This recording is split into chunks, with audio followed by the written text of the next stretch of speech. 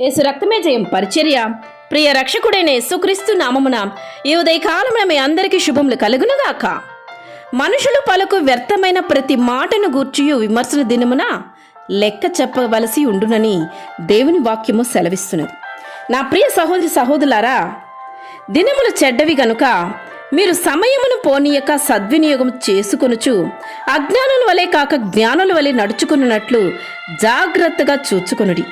ఇందు నిమిత్తము మీరు అవివేకులు కాక ప్రభువు యొక్క చిత్తమేమిటో గ్రహించుడి అని దేవుని వాక్యము హెచ్చరిస్తున్నది. ప్రియ సహోదరి సహోదరులారా, సమయాన్ని ఎప్పుడు కానీ మనం వృధా చేయకూడదు. దేవుని రాకడ అతి సమీపమై ఉన్నది. నీ వల్ల అయినంత వరకు ఇతరులకు మంచి చేయడం, ఇతరుల హృదయాన్ని ధైర్యపరచడం చేయి. అలా కాకున్న ఎడల ఇతరుల కొరకు ప్రార్థించి దేవునితో నువ్వు గడుపు. కొంతమందికి ఓ అలవాటు ఉంటుంది. ఓ వ్యక్తి ఎదురుగా ఉన్నప్పుడు వారి గురించి ఆప్యాయంగా ప్రేమగా మాట్లాడడం, అదే వ్యక్తి వారి ఎదురుగా లేనప్పుడు వారి గురించి తప్పుగా విమర్శన చేయడం, వారి గురించి ఇతరులకు తప్పుగా మాటలు అందించడము, ఇది ఒక అల్పకాల సంతోషమని చేస్తూ ఉంటారు. ఇది ఏమాత్రము మంచిది కాదు. నీ మాటలను బట్టి నీతిమంతుడువని తీర్పు నొందుదువు, నీ మాటలను బట్టియే అపరాధివని తీర్పు నొందుదువని దేవుని వాక్యం సెలవిస్తుంది. కాబట్టి మాటలు జాగ్రత్త. తెలుసో తెలియకో ఏ ఒక్కరిని గురించి కూడా ఏ ఒక్క మాట పలకడానికి ముందుకు రాకు. నీవు దేవుని బిడ్డవని గ్రహించు. ముసలమ్మ ముచ్చట్లకు అల్లరితో కూడిన ఆటపాటలకు ఎన్నడూ కూడా చోటివ్వకుండా జాగ్రత్త పడు.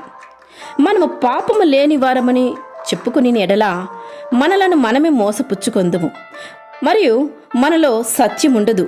మన పాపలను మనము ఒప్పుకొని ఎడల ఆయన నమ్మదగిన వాడును నీతిమంతుడును గనక ఆయన మన పాపములను క్షమించి సమస్త దుర్నీతి నుండి మనలను పవిత్రులుగా చేయును. మనము పాపము చేయలేదని చెప్పుకొని ఎడల ఆయనను అబద్ధికునిగా చేయువారమగుదుము, మరియు ఆయన వాక్యము మనలో ఉండదు. ఈ విషయంలో నీవు జాగ్రత్త పడాలి. ఈ లోకం పాపంతోనే ఎన్నడూ కూడా ముడిపడి ఉంటుంది కనుక వేటిలో అపవిత్రత ఉన్నదో నీవు తెలిసి జాగ్రత్తగా జీవించాలి. మన ఆత్మ దేవునితో ఆయన రక్తంతో ప్రతిరోజు కడగబడాలి. అది ఒక దినచర్యగా మారాలి. దేవా, నా యందు నీకు ఆయాసకరమైన మార్గం ఏదైనా ఉన్నదో, తెలుసో తెలియకో ఈరోజు ఏదైనా పాపం నా ద్వారా జరిగిందేమో, నీకు ఇష్టం లేని తలంపు, చూపు, మాట, ప్రవర్తన నాలో కలిగిందేమో, నన్ను దయతో క్షమించుము తండ్రి, నీ రక్తంలో నన్ను కడగండి, నన్ను పవిత్రపరచుము అని ప్రతిదినము నీ పడకకు చేరుకో మునుపు మోకరించి ప్రార్థించే అలవాటు చేసుకోవాలి. అలా నీవు దేవునికి ప్రతిదీ నీవు సమర్పించి శుద్ధీకరణ చేసుకున్న తర్వాత నీవు నిద్రపోవాలి. అప్పుడు దేవుడు నిన్ను క్షమిస్తారు. ప్రతిరోజు క్షమాపణ పొందుకొని దేవునితో సమాధానం కలిగి జీవించే జీవితం నిజంగా ధన్యకరమైనది. అట్టి ధన్యకరమైన జీవితం జీవించాలని నీకు ఆశ ఉన్నదా? ఆ ఆశతో దేవునితో ముడిపడు, దేవునితో ప్రార్థించు, ఆయనతో నడవడానికి ఇష్టపడు. నీ ప్రతిదీ దేవునికి చెప్పు.